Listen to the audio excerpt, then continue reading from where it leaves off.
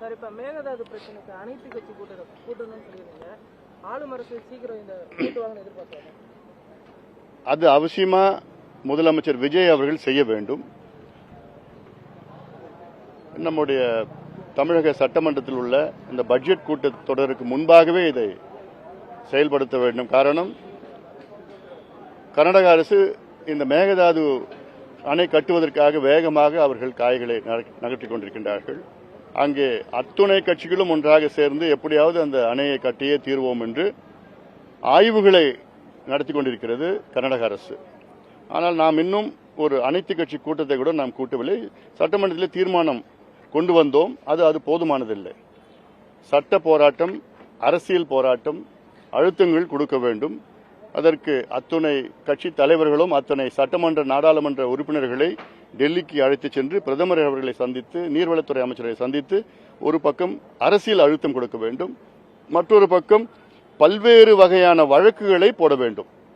அதாவது சுற்றுச்சூழல் சம்பந்தமான வழக்கு, குடிநீர் சம்பந்தமான வழக்குகள், ஏன்னா பாதிக்கப்பட்ட மக்கள் எங்கெங்க பாதிக்கப்படுறாங்களோ அது இல்லாமல் விவசாய சம்பந்தமான வழக்குகள், ஒப்பந்தம் சம்பந்தமான வழக்குகள், காவிரி நடுவர் மன்றம் தீர்ப்பு சம்பந்தமான வழக்குகள், உச்சநீதிமன்ற தீர்ப்பு சம்பந்தமான வழக்குகள், இப்படியெல்லாம் பல வழக்குகளை தொடர்ந்து போட்டுக்கிட்டு அதை அப்படியே அதை நிறுத்தணும். அந்த திட்டத்தை நிறுத்தியாக வேண்டும். இது விவகாரத்திலேயே ரொம்ப தீவிரமா இருக்காங்க கர்நாடகா. நீங்க சொல்ற மாதிரி எல்லாரும் போய் சந்திக்கிறதா இருக்கட்டும், அனைத்து கட்சிகளும் சேர்றதா இருக்கட்டும், அரசு ஒரு கடிதம் எழுதுறதோட சட்டமன்றத்தில் தீர்மானம், கடந்த காலங்களையும் அதே பேட்டர்ன் தான் ஃபாலோ பண்ணப்பட்டது. ஒரு தீர்மானம் போடுறதா இருக்கட்டும், ஒரு கடிதம் எழுதுவதாக இருக்கட்டும், இந்த அரசும் தொடர்ந்து இது பண்றப்போ ஒரு லெத்தாஜிக்கா இருக்காங்க. அவங்க அதை ஒரு சுணக்கம் ஏற்படுதா, இல்ல அவங்க தீவிரமா இல்லையா மேகதாது அணை கட்டுறதுல எதிர்ப்பு தெரிவிக்கிறது? அமைச்சர்கள் யாருமே சந்திக்கல இன்னும். அதுதான் இப்ப செய்யணும். தமிழ்நாட்டில் முதன்மை பிரச்சனை இந்த மேகதாது அணையை கட்டக்கூடாது, கர்நாடகா கட்டக்கூடாது. ஏன்னா கர்நாடகா அவர்கள் அந்த அணையை கட்டிவிட்டால் நம்மளால எதுவும் செய்ய முடியாது. கட்டிவிட்டா மட்டும் இல்ல, அடிக்கல் நாட்டினா போதும், நம்ம தடுக்க முடியாது. ஏன்னா கடந்த கால அனுபவத்தில் நம்ம பார்த்துருக்கிறோம். நம்ம அனுமதி இல்லாமல் ஹேமாவதி, ஆரங்கி, கபினி இந்த 3 அணைகள் 1970, 71, 72 கட்டிட்டாங்க. அனுமதியே இல்லை. இப்பயும் அதே மாதிரி ஒரு முயற்சி செஞ்சுட்டு இருக்கிறாங்க. எப்படியாவது நம்ம அடிக்கல் நாட்டுறோம், கட்டுவோம். ஏன்னா மத்திய அரசு கர்நாடகா அரசை தான் ஆதரிக்கும்.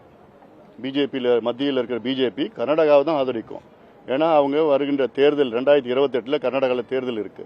அந்த தேர்தலில் பிஜேபி அவங்க அடுத்தது ஆட்சிக்கு வரணும்னு மத்தியில் இருக்கின்ற பிஜேபி அரசுக்கு எண்ணம். அதனால மேகதாது அவங்க எதிர்க்க மாட்டாங்க. அதை நம்ம புரிஞ்சுக்கணும். அது காங்கிரஸும் எதிர்க்காது, பிஜேபியும் எதிர்க்காது. அதனால இதுல இன்னும் அவசரம் காட்டணும். முதலமைச்சர் அவர்கள் இதுல தமிழ்நாட்டினுடைய முதன்மை பிரச்சனையா இன்னைக்கு அதை பார்த்து இதுக்கு ஒரு தீர்வு, சட்ட போராட்டம், அரசியல் போராட்டங்கள் செய்யணும்.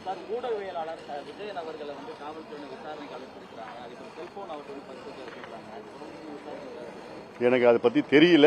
தெரிஞ்சுன்னா நான் கருத்து சொல்றேன். எனக்கு நீங்க சொன்னப்பதான் எனக்கு தெரியுது சார். பாமக முன்னாள் எம்எல்ஏ அருளை சாக்கடை அப்படின்னு விமர்சிச்சிருக்கீங்க. உங்க அப்பா கூட சேர்ந்ததான் நாங்க சாக்கடையா மாறிட்டோமா அப்படின்னு சொல்லிட்டு உங்களை தலைவரை நாங்க ஏற்றுக்கொள்ள மாட்டோம்னு சொல்லிட்டு கடுமையான விமர்சனத்தை வச்சிருக்காரு. அதை எப்படி சார்? ஓராண்டிற்கு முன்பு எங்கள் கட்சியினுடைய அடிப்படை உறுப்பினரிலிருந்து நீக்கப்பட்டிருக்கின்றார். அதை பற்றி பேசுவதற்கு எதுவும் கிடையாது. அதே போன்ற 38வது ஆண்டு தொடக்கம் கடந்த ஒரு வருடமாக பாமக நடைபெற்ற உட்கட்சி பிரச்சனைகளாக இருக்கட்டும், தொண்டர்கள் மத்தியில் இருவேறு அணிகளாக பிரிஞ்சிருந்தாங்க, இருவேறு இதாக செயல்பட்டுக்கிட்டு இருந்தாங்க. இப்போ பாமக நிறுவனர் தரப்புலையும் தலைவர் தரப்புலையும். ஸோ இப்போ ஒன்றிணைந்துட்டீங்க. இனிமேங்கிற அந்த பிரச்சனைகள்லாம் சேரப்படுமா?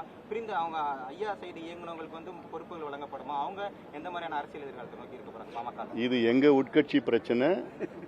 இது எங்களுக்குள்ள நாங்க பேசி தீர்வு கொண்டு வருவோம். நீங்க தமிழ்நாட்டு பிரச்சனையை பத்தி ஊடகம் நீங்க கேளுங்க, நான் சொல்றேன். நான் சரியா? நன்றி.